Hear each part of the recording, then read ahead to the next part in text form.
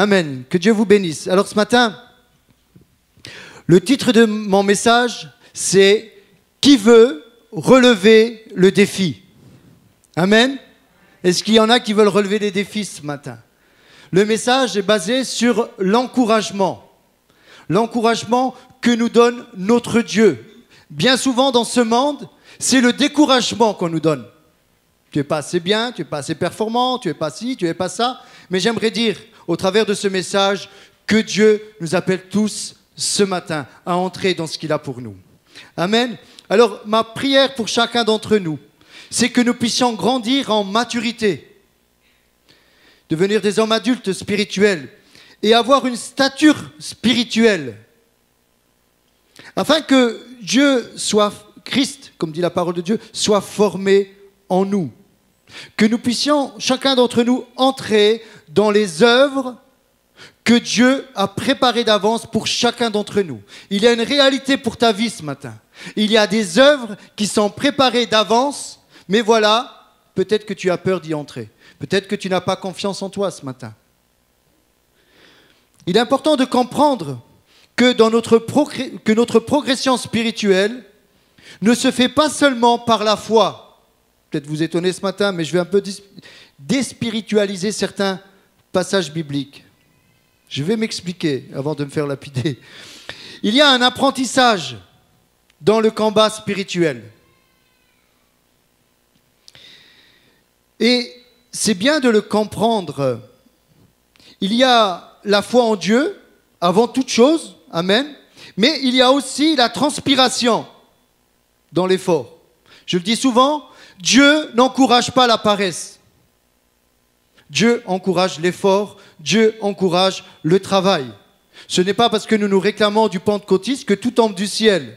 Des fois, il faut faire comme ça. Amen. Vous savez, les Huguenots avaient une bonne réputation. D'ailleurs, à Metz, en 1570, il y avait un protestant sur deux. Ils étaient très appréciés. D'ailleurs, les Allemands, l'empereur de l'époque les a fait venir en Allemagne. Vous savez pourquoi? Parce que c'était des travailleurs.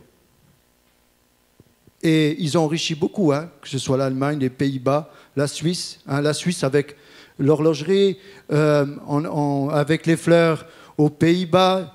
Mais toutes ces richesses partent au départ des Huguenots, qui sont partis avec leur savoir. Ça, c'était une erreur de Louis XIV. Et Vauban disait, mais qu'est-ce qu'il a fait? Qu'est-ce qu'il a fait en les faisant partir, ces chrétiens? Et il s'en est mordu les doigts, mais il était trop tard. Ça, c'est une toute petite parenthèse. Alors, je prends l'exemple comme un entraînement sportif. Je pense qu'il y a certains sportifs, de meilleurs que d'autres, au milieu de nous. Il y en a qui ne sont pas trop sportifs, mais ce n'est pas grave, il y a un début à tout. Je ne vise personne. Je m'explique. Au travers de l'effort physique, notre condition physique, au travers de l'entraînement, on va développer notre mental. C'est important pour un sportif de développer le mental. Développer également la confiance en nous-mêmes. Que nous devons faire de grandes épreuves. Si nous n'avons pas confiance en nous-mêmes, je crois qu'on va perdre un petit peu de ce que l'on est réellement. C'est important de développer la confiance en nous-mêmes. Et je crois qu'au travers de cela, on devient de plus en plus performant et nous pouvons aller beaucoup plus loin dans les compétitions et dans les disciplines dans lesquelles nous nous sommes engagés. Je m'explique.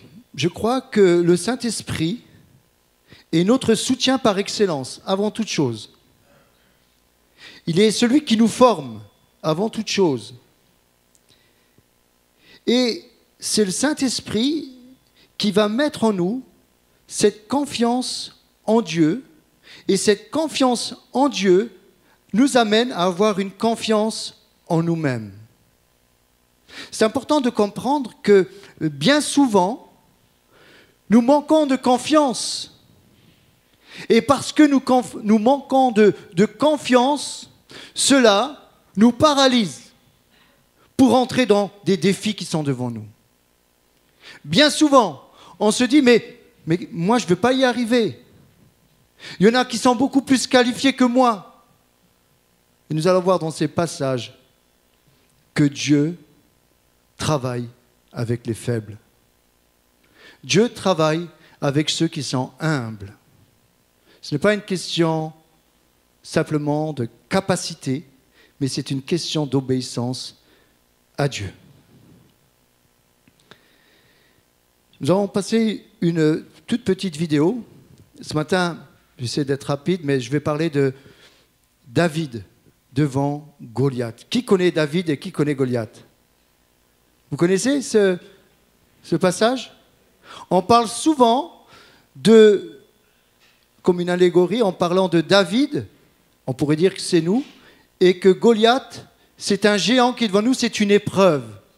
Et que nous devons combattre les épreuves qui sont devant nous. Ça, lorsqu'on parle souvent, même j'ai déjà entendu des hommes politiques qui parlaient de David devant Goliath, mais ils ne connaissent pas trop la Bible, mais ça, c'est pas grave. Mais ils ont déjà employé ça. Alors, on va revenir à la réalité au travers de cette petite vidéo. Et ensuite, je ferai une lecture dans 1 Samuel 17, de 23 à 49. Voilà, merci Benoît.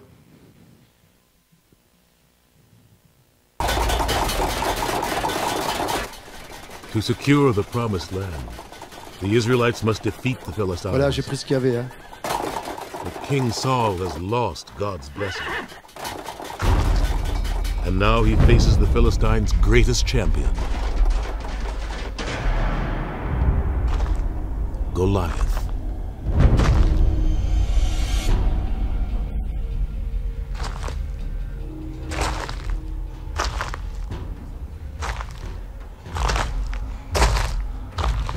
Will one of you fight me? Israelites! You win! And the Philistines will be your slaves. I win. And you will be our slaves. Someone must fight him! Not you, Jonathan. The warrior who defeats him will be a rich man! Not one man in Israel! Not one of God's people!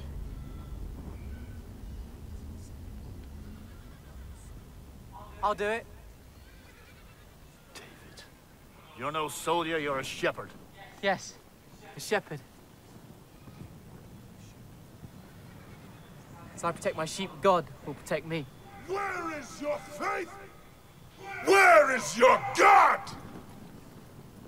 I will kill him. You'll need this.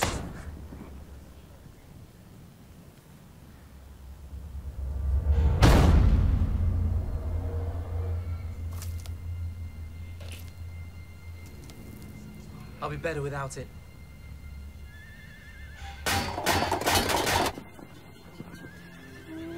Yea, though I walk in the valley of the shadow of death, I fear no evil. You are with me. Thy rod and staff, they comfort me. You anoint my head with oil. My cup overflows. Surely goodness and mercy shall follow me all the days of my life.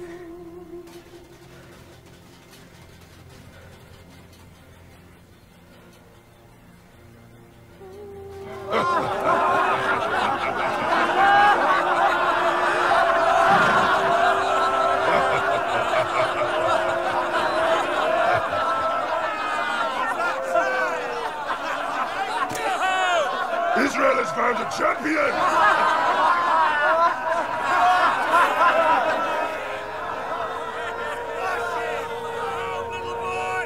Don't waste my time, little boy. You're too young to die. I will fight you!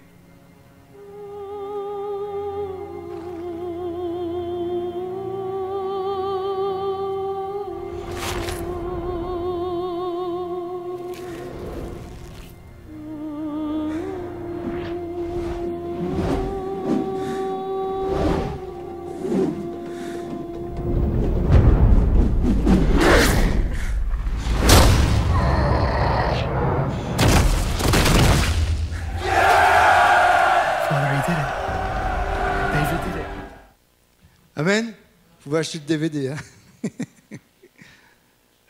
David a gagné devant Goliath. quel encouragement. On va lire maintenant le passage. Alors, je vous invite vraiment, pour ceux qui le veulent, de lire tout le chapitre et le contexte. C'est vraiment intéressant. Là, je n'ai pas le temps de tout lire, sinon ça prendrait trop de temps. Je vais quand même faire une longue lecture dans 1 Samuel 17, de 23 à 49.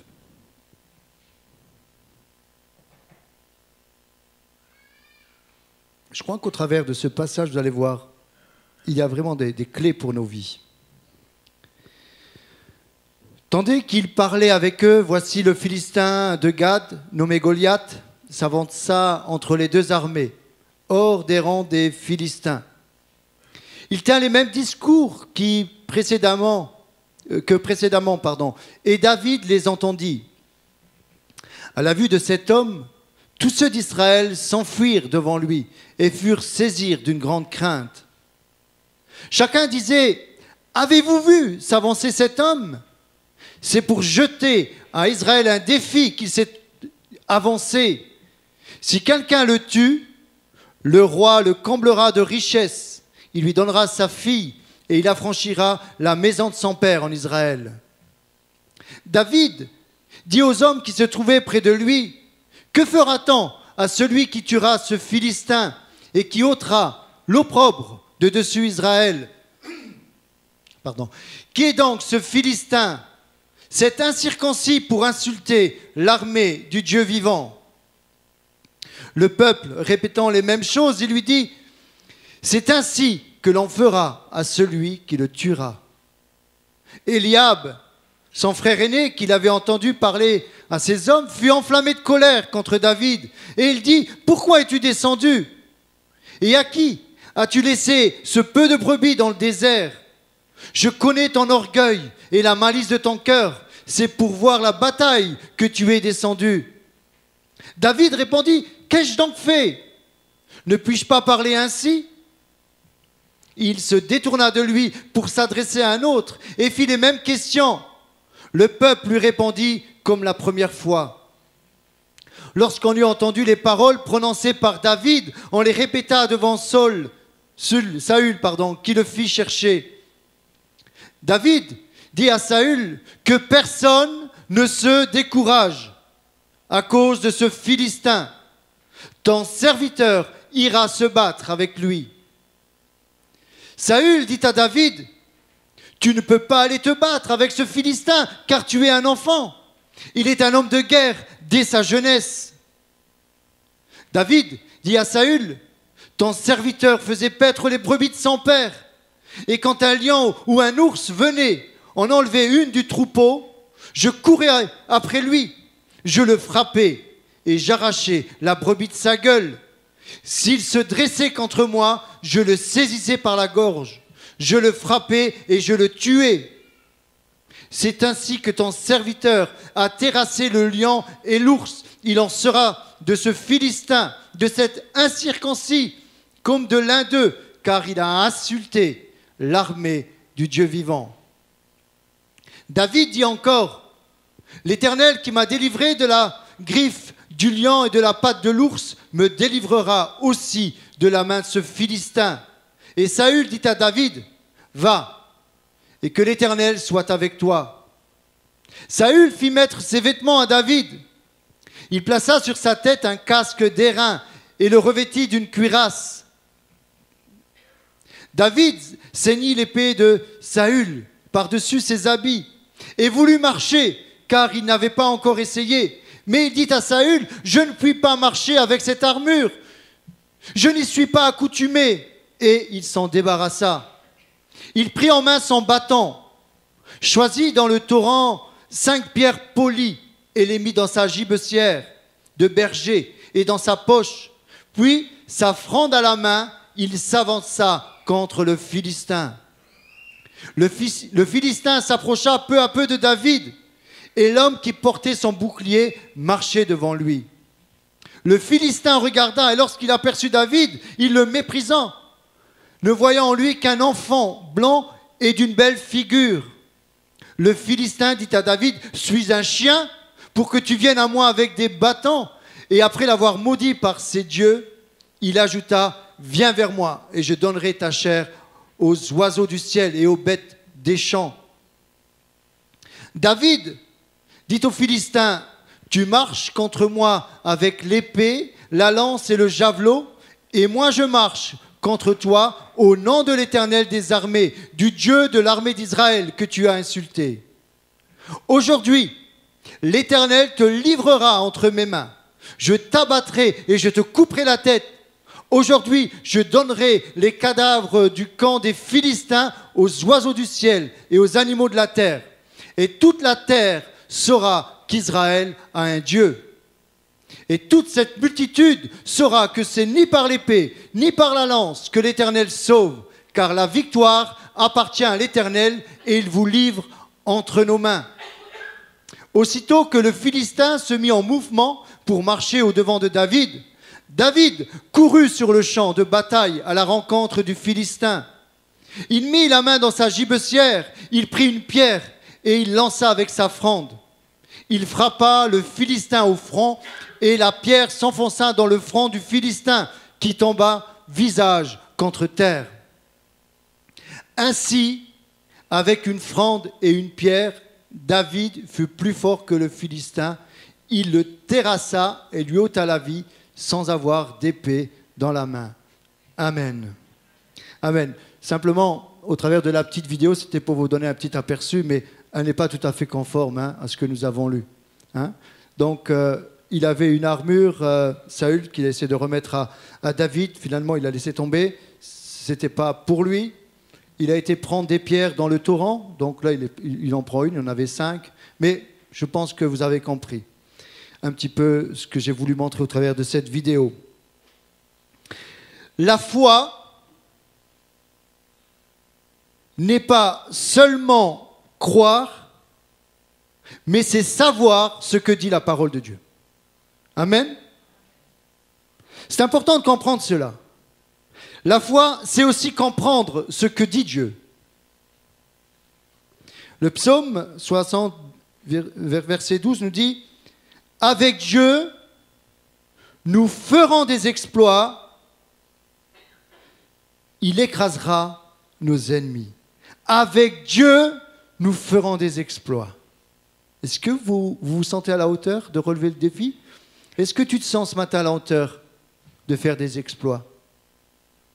Oui, c'est pour toi. Tu vas voir, c'est pour toi ce matin. David, je veux vraiment creuser un petit peu ce passage qui me tient vraiment à cœur pour vous encourager ce matin. David a remporté la victoire contre Goliath, c'est parce qu'il avait la foi. Amen. Là-dessus, on est tous d'accord. Alors on peut se dire, on peut s'imaginer la scène, on l'a vu, et se dire quel homme de foi. Et moi, quand je vois ça, qu'est-ce que je peux faire? Moi, quand je vois ça, je me dis, mais moi, je ne suis pas qualifié. Donc, tu te sens disqualifié ce matin. Tu te dis, mais non, ce n'est pas possible. J'aimerais te dire que ce matin, c'est possible que tu relèves des défis. Et ce passage nous parle à tous ce matin. Il y a certains combats que Dieu lui-même a préparés pour nous. Avant de nous envoyer au combat, Dieu nous forme au travers de la guerre. Je vais m'expliquer. Il y a le bon combat de la foi, et je dirais, il y a aussi certains combats qui ne sont pas faits pour nous. Quand je dis qu'on peut faire des exploits, tu ne vas pas t'aventurer dans certains exploits qui ne sont pas faits pour toi. Dieu a préparé des choses précises pour ta vie. Nous voyons comme dans cette armure, l'armure de Saül n'était pas adaptée à David. Elle n'était pas adaptée à sa taille. Il a peut-être essayé, mais elle ne lui allait pas. Si David avait gardé l'armure du roi Saül sur lui, comme il était plus petit, ça l'aurait handicapé, et je crois même qu'il serait fait avoir, qu'il aurait pu y passer. L'armure de Saül était pour Saül, elle était faite à sa taille. L'armure de David, c'en était une autre. Mais il y a une autre armure dans la parole de Dieu, La parole de Dieu nous donne la définition d'une autre armure. Et j'aimerais dire que cette autre armure est adaptée à ta taille, à ton tour de taille. Nous pouvons lire cela dans la Bible. Dans Éphésiens 6, 10, verset 17. Verset 10 à 17. Donc, Éphésiens 6. Ce que j'aimerais vous dire ce matin, c'est qu'il ne faut pas oublier une chose. Dès que nous rentrons dans le combat spirituel, nous entrons dans une guerre spirituelle. Et ça ne rigole pas.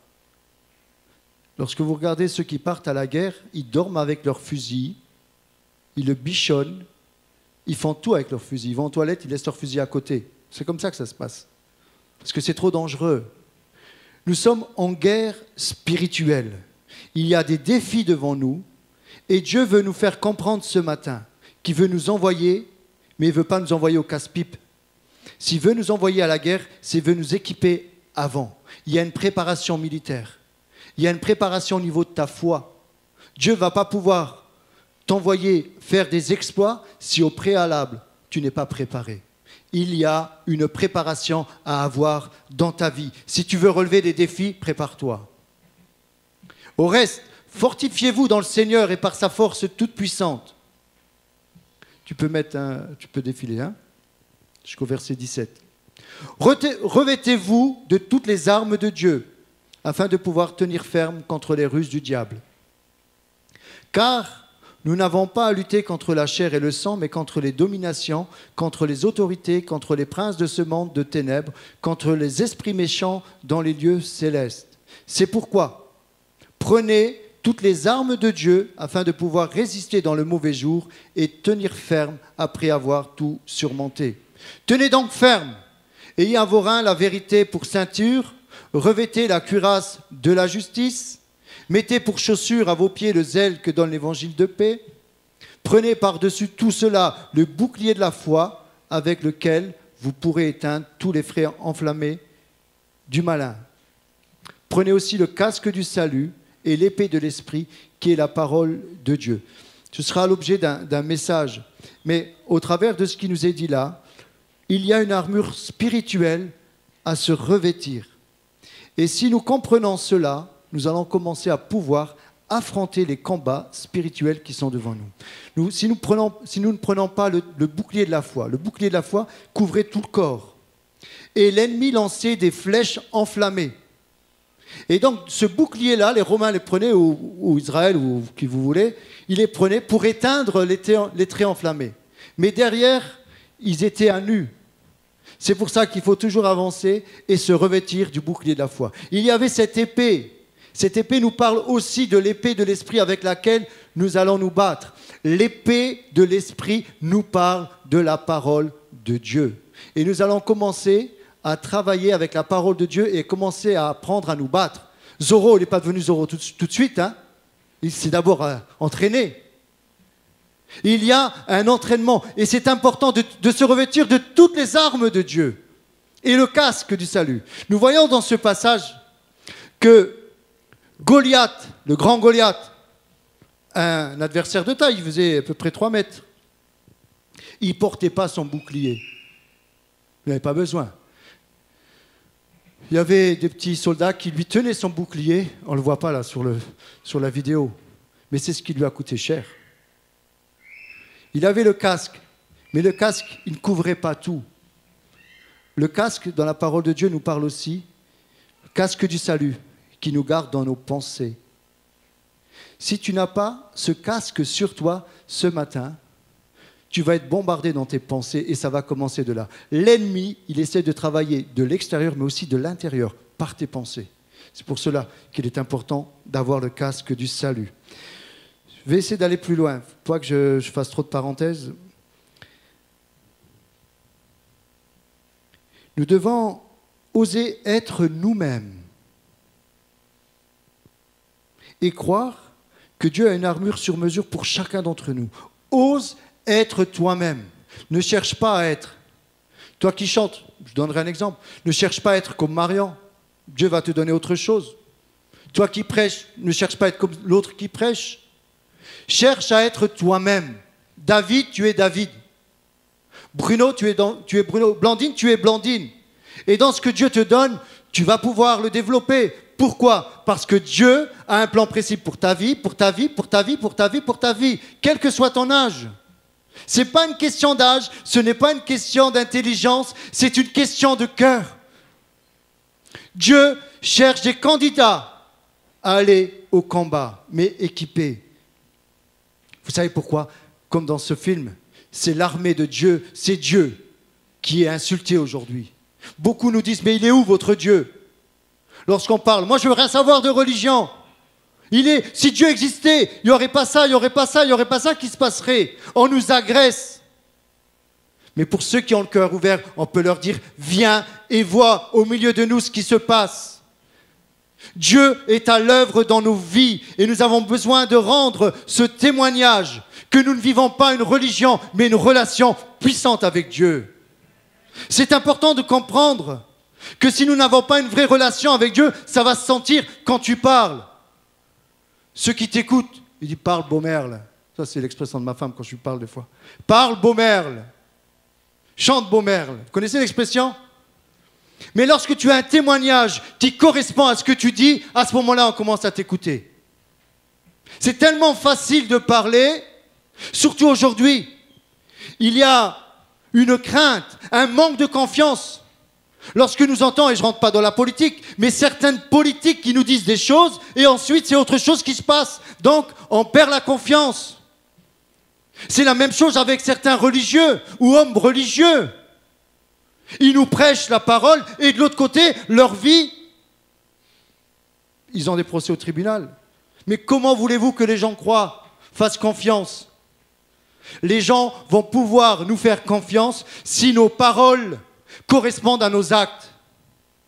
Commençons à être authentiques, vrais, et croyons que Dieu habite en nous. Et là, ça va devenir différent. Là, tu vas pouvoir commencer à t'attaquer à des grands défis. Je vais plus loin. Peut-être que certains, ce matin, ont des Goliaths devant leur vie, dans leur vie. Il y a des défis, il y a des géants qui vous font perdre votre moyen, qui font peur. Il est grand, il est grand, il est large, il est balèze. David, il s'est dit, il est grand, il est large, je ne peux pas le louper. Il y a des façons de voir les choses, hein. Ou tu as peur, ou tu as peur du combat, de l'épreuve qui est devant toi, ou tu te dis, elle est tellement grande que je vais vivre un grand miracle.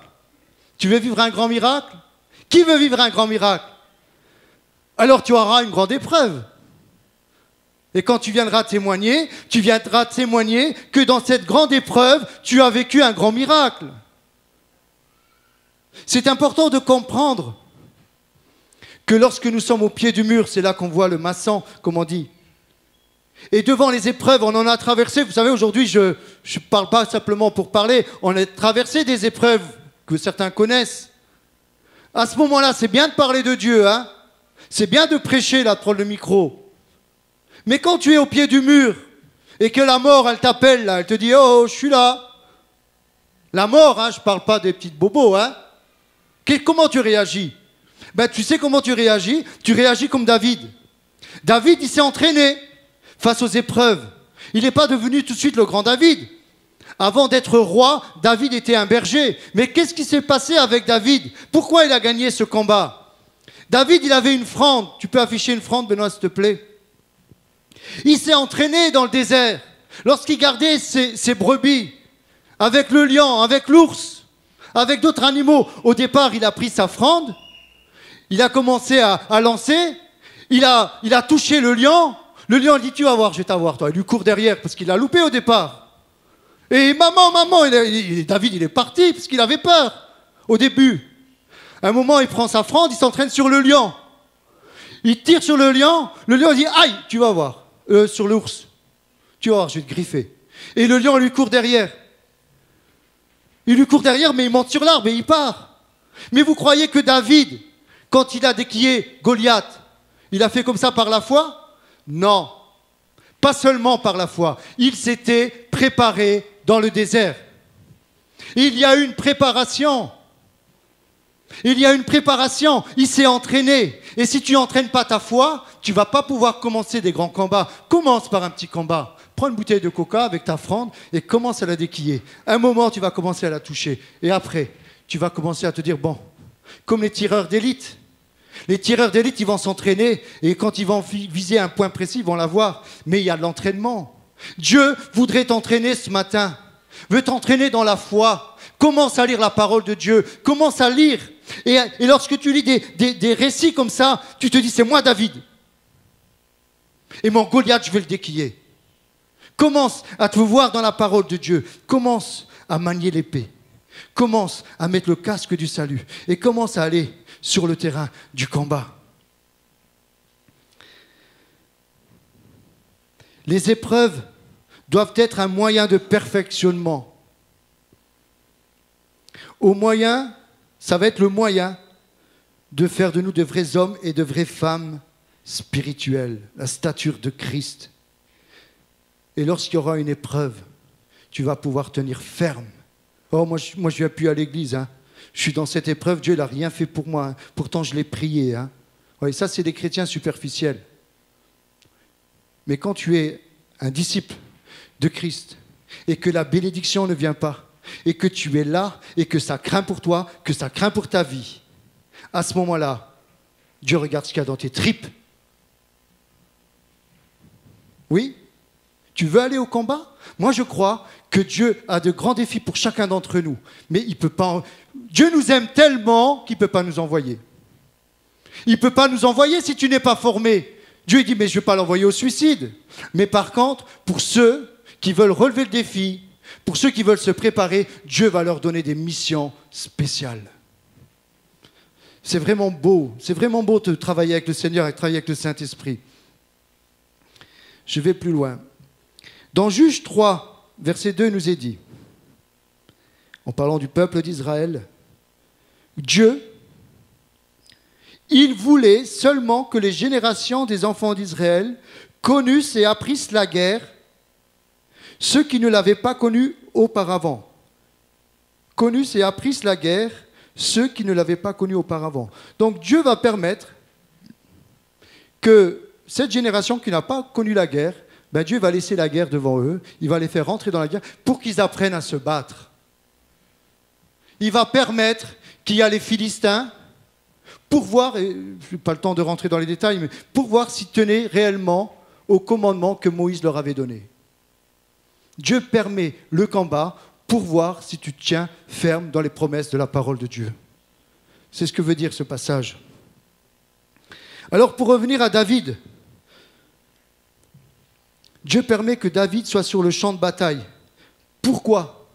Parce que David vient d'être oint. David, c'était ce petit berger. Il était méprisé par ses frères. Il avait sept frères. Voilà que les trois frères aînés sont enrôlés dans l'armée de Saül. Et il y a la guerre, donc cet épisode avec Goliath.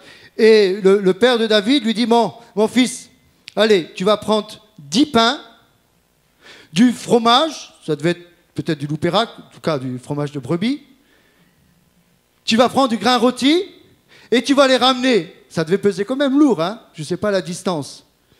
Et David obéissant, la Bible dit, il va prendre ce peu de brebis qu'il avait à l'époque, il va les confier à quelqu'un.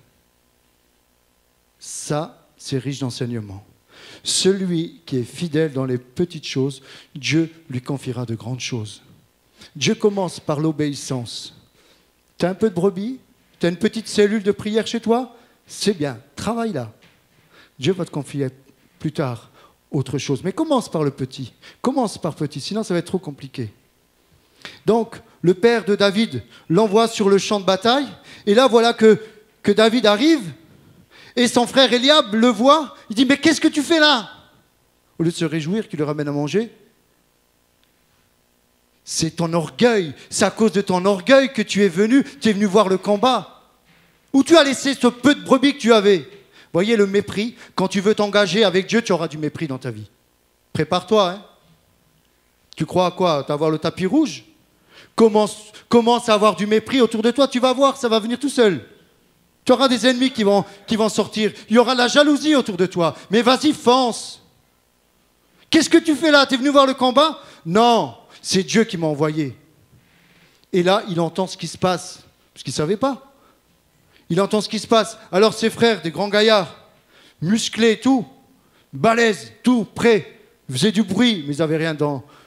Ils n'avaient rien... Il faut faire gaffe comment on parle. Hein. On est filmé.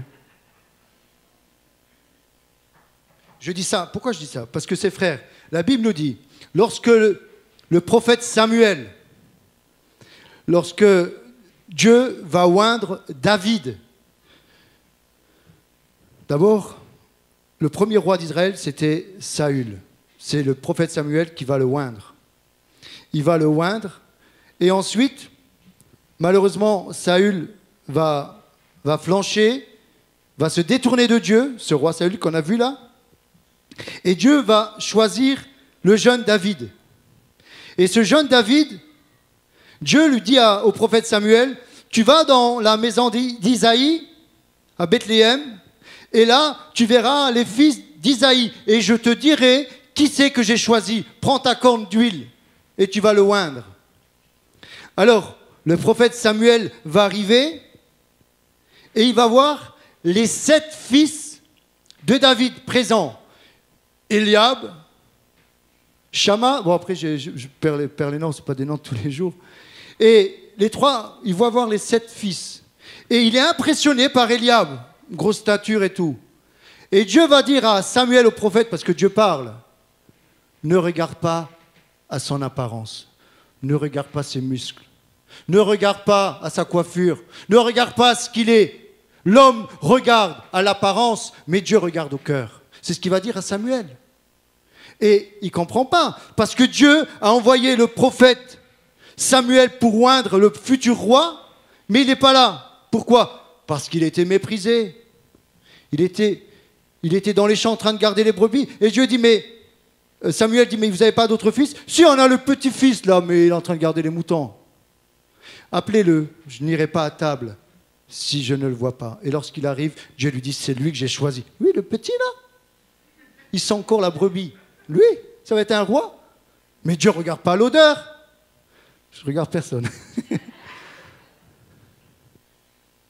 Mais oui, c'est lui que j'ai choisi. Il ne tape pas à l'œil. Mais Dieu l'a choisi parce que Dieu regarde au cœur. Ce matin, Dieu regarde ce qu'il y a dans ton cœur. Si tu as un amour pour Dieu, vas-y. Arrête de regarder que tu n'es pas fait pour. Tu es fait pour. Le diable voudrait te dire non, tu n'es pas capable. Moi, j'aimerais te dire ce matin avec la parole de Dieu, va avec la force que tu as et relève les défis. Il y aura des défis à relever dans ta vie. Tu as des défis à relever. Moi, je me rappelle d'un défi. Quand on a ouvert la société, je l'ai déjà dit à certains, là, je me dis, Seigneur, j'ai vraiment besoin de toi. On a commencé la société. J'ai fait un emprunt de 100 000 € qui devait venir. On avait préparé un business plan, comme on dit. J'avais des beaux dossiers, des beaux chantiers, tout était prévu. Et voilà que j'ai un chantier qui a dû être précipité. J'ai dû avancer la date des travaux. Donc je me suis dit, bon, la banque va me suivre avec ce dossier-là. Et puis de toute façon, j'ai déjà parlé tout ça. Et voilà que la banque m'appelle, me dit, écoutez monsieur, il y a un refus. J'avais 0 € sur le compte et je démarre une société, il faut des machines, il faut tout ça. Et les banques me disent, on vous prête si vous avez de l'argent. Ben, c'est comme ça aujourd'hui. Si vous avez des sous, je vous fais payer des intérêts sur votre argent. Bon, c'est comme ça que ça se passe aujourd'hui. Mais avant, c'était différent. Mais c'est simplement pour dire, je me souviens, je venais prier ici le matin et je disais, Seigneur, là, je ne sais pas comment je vais faire. Je suis devant le ravin, comme il y avait la pensée tout à l'heure. J'ai dit, là, il faut vraiment que tu m'aides. Il faut vraiment que tu m'aides. Il arrive des défis où quand tu sais que tu as Dieu avec toi, à ce moment-là, tu comptes sur lui. Tu te dis, Seigneur, si tu ne viens pas, alors là, je suis mal barré. Si tu ne viens pas, je mets tout le monde dans le pétrin. Tous les employés qui ne savent pas, parce que tu n'avais pas besoin de le dire, ce que tu vis. Il y a des défis comme ça. Et vous savez sur quelle parole je me suis basé? Adonai Jireh, l'Éternel qui pourvoit. Et j'ai commencé à proclamer dans l'invisible. Je dis, Seigneur, tu es celui qui pourvoit. Je vais relever ce défi. Pourquoi? Parce que je ne fais pas n'importe quoi. La Bible dit, attention, assieds-toi, calcule la dépense avant de construire une tour. Tu ne lances pas non plus avec ta foi et commence pas à te lancer un peu trop vite et vouloir acheter une Ferrari parce que tu as la foi. Hein. Là, tu peux t'engager si tu veux. Mais si après tu as les créanciers qui viennent t'enlever ta maison, c'est parce que tu aurais été insensé. La foi, c'est pas ça. La foi, tu la soumets à Dieu dans la prière. Et tu dis, Seigneur, est-ce que je peux relever ce défi? Et des fois, tu n'as pas le choix. Alors tu dis, Seigneur, tu m'accompagnes ou pas? Et le Seigneur te dit, ok, je suis avec toi. Et à ce moment-là, tu vas pouvoir t'engager et relever des défis les plus difficiles. Si Dieu est avec nous, qui sera contre nous? Aujourd'hui, on n'a presque plus besoin de foi. Parce que dès qu'on a besoin d'argent, il y a les banques. Dès qu'on a besoin d'une assurance, il y a les assurances. Dès qu'il y a besoin de manger, il y a des organismes. Alors, à quel moment on va prier? On a remplacé Dieu aujourd'hui par tout ce qui se passe. Et c'est bien, hein, je ne crache pas dessus. Hein. Mais comprenons à quel moment on va prier. Nous pouvons prier même si nous avons de l'argent pour d'autres défis. Ce n'est pas une question d'être fauché pour prier pour des défis. Non. Relevons-nous ce matin, osons croire en nous-mêmes. Vous savez pourquoi vous pouvez croire en vous-même? Je m'explique. Hein. Ce n'est pas dans les sciences qu'on entend aujourd'hui. Tu as Dieu en toi, tu as des forces en toi, des énergies en toi. Ce n'est pas ça, croire en soi-même. Je crois que Christ habite en moi. Parce qu'il habite en moi, il va me donner la possibilité de relever le défi. C'est important de comprendre que Dieu voudrait tellement nous utiliser, mais bien souvent, on se dévalorise nous-mêmes. Des fois, il y a des personnes qui auraient pu acheter des maisons. Ils n'ont pas acheté des maisons parce qu'ils n'ont pas eu la foi. Ils ont eu peur de relever le défi. J'en ai connu. Et ensuite, ils ont regretté. Ils disent, si seulement à ce moment-là, j'aurais fait ça. J'en ai fait aussi des erreurs dans ce domaine-là. Il y en a qui auraient pu être de bons chefs d'entreprise. Ils ne se sont pas lancés parce qu'ils n'avaient pas la foi, ils avaient les foins. Ce n'est pas la même chose. Ça crée un peu la même chose, mais... Bien souvent, il y en a qui passent à côté de grandes choses parce qu'ils n'ont pas la foi. Parce qu'ils ne croient pas en eux. Je ne suis pas en train de prêcher la prospérité, hein. Je suis simplement en train de dire, je crois en ce Dieu tout-puissant qui est capable de te sortir du pétrin. Va avec la force que tu as ce matin. Ne te laisse pas impressionner par ce qui est devant toi, par les défis qui sont devant toi. Ne te laisse pas impressionner. David va dire, imaginez David, il va dire au roi, le petit berger, il va dire au grand roi Saül, on peut le lire au verset 32 de 17, 1 Samuel 17, David dit à Saül que personne ne se décourage à cause de ce Philistin. Ce matin, que personne au milieu de nous ne se décourage face à ton épreuve. Tu y crois ce matin? Que ce soit la maladie, que ce soit autre chose. Que personne ne se décourage ce matin. C'est un petit qui va dire ça à un roi. Ça serait peut-être au roi, non, de dire au petit qui ne se décourage pas, non? Que personne ne se décourage. David dit à Saül que personne ne se décourage à cause de ce Philistin. Ton serviteur ira se battre avec lui. Tu peux mettre la suite si tu veux. Saül dit à David, mais tu ne peux pas aller te battre avec ce Philistin. Toi, tu as un petit bâton de berger, car tu es un enfant. Lui, il est un homme de guerre dès sa jeunesse. Mais toi, là, tu es misérable. Qu'est-ce que tu vas faire, là? On est méprisé par le monde aujourd'hui. On est méprisé. Ah, ces chrétiens-là, ceux qui ont ramené le virus au début. On va commencer à nous mépriser de tous les côtés. On va commencer. Mais non, nous avons Dieu en nous et nous avons besoin de montrer à ce monde qu'il se passe des miracles au milieu de nous. Moi, si j'ai signé avec Dieu, ce n'était pas pour faire de la religion. Hein.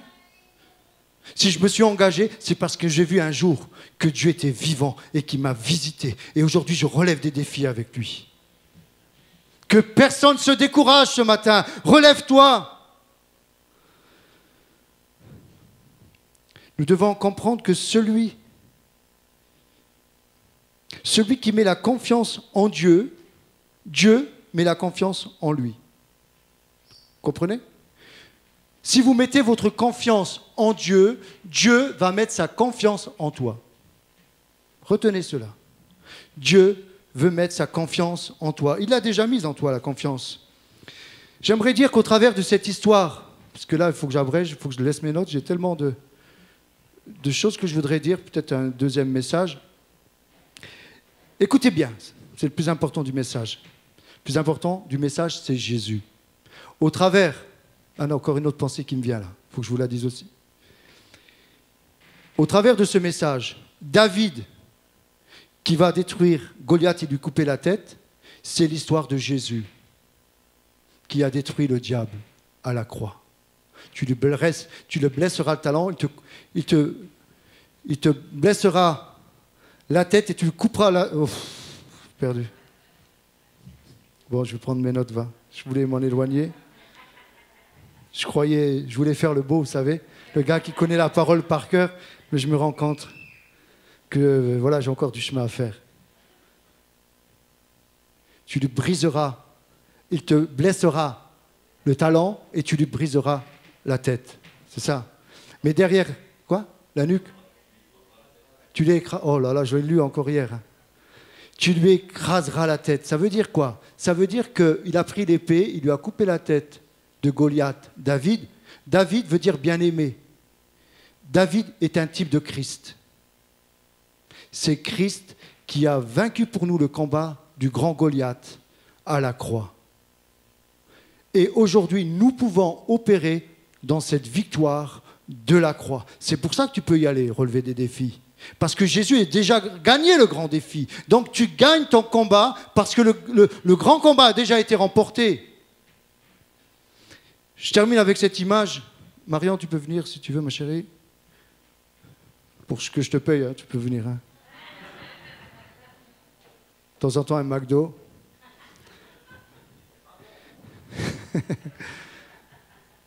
Je termine avec cette image. Cette fronde. Tu peux la remettre, la fronde, s'il te plaît, Benoît?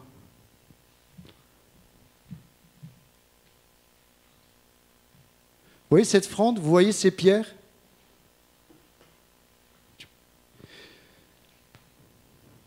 Dieu envoie des ouvriers dans la moisson.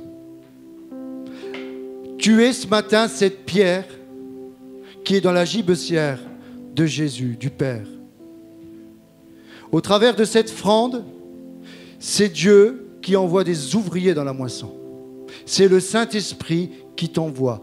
Tu es cette pierre vivante que le Saint-Esprit va prendre et il va t'envoyer dans le terrain pour remporter des victoires sur l'ennemi. Tu es ce matin cette pierre dans la gibecière. Dieu veut t'envoyer, pas n'importe où, dans sa cible.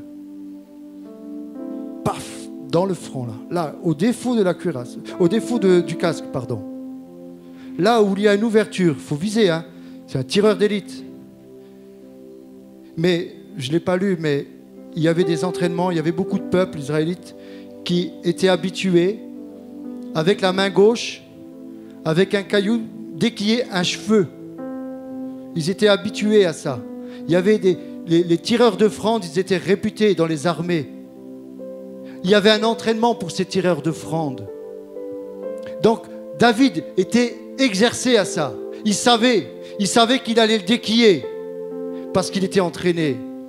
Et j'aimerais te dire ce matin, pour terminer ce message, tu es cette pierre. Jusque-là, on est d'accord. Maintenant, ma question, est-ce que tu veux aller dans la gibecière? Est-ce que tu veux sortir, de cette gibecière et aller dans cette fronde et être envoyé là où lui l'aura choisi?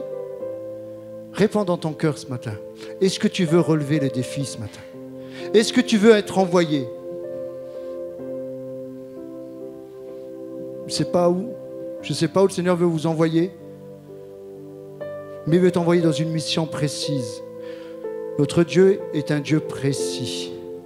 Il va t'envoyer précisément dans les œuvres qu'il a préparées d'avance pour toi, pour toi, pour toi, pour toi. Avec une pierre Il en avait plusieurs des pierres. Avec une pierre, il va l'envoyer là.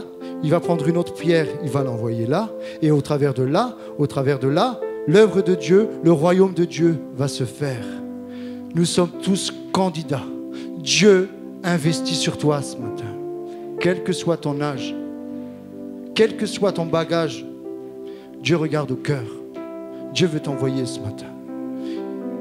Dieu veut t'envoyer ce matin. Alors peut-être, tu te dis tu es faible. Je vous invite à vous tenir debout. Peut-être tu te dis ce matin, mais moi je suis faible. Je ne suis pas fait pour aller à la guerre. Mais Dieu peut... J'ai mon âge qui est là, j'ai une telle situation, mais qu'est-ce que Dieu pourrait faire avec moi? Tu te sens faible ce matin. Mais avec cette parole de ce matin, la parole de Dieu, la Bible dit que le faible dise « Je suis fort ». Nous sommes forts ce matin. N'écoute pas le mensonge du diable qui te dit que tu es faible. On ne te dit pas souvent que tu es fort, hein? Moi, j'aimerais te dire ce matin, tu es fort. Tu es fort, tu es capable. Tu es capable de faire de grandes choses. Ces talents que tu as, ne les laisse pas en terre. Mets-les au service de Dieu. Va ce matin avec la force que tu as. J'aimerais vous encourager à croire en vous-même. Uniquement parce qu'il y a Dieu en vous. Si vous croyez simplement dans vos forces, vous allez vous planter. Mais si vous croyez, comme je le disais, vous mettez votre confiance en Dieu, Dieu va mettre sa confiance en vous. Amen.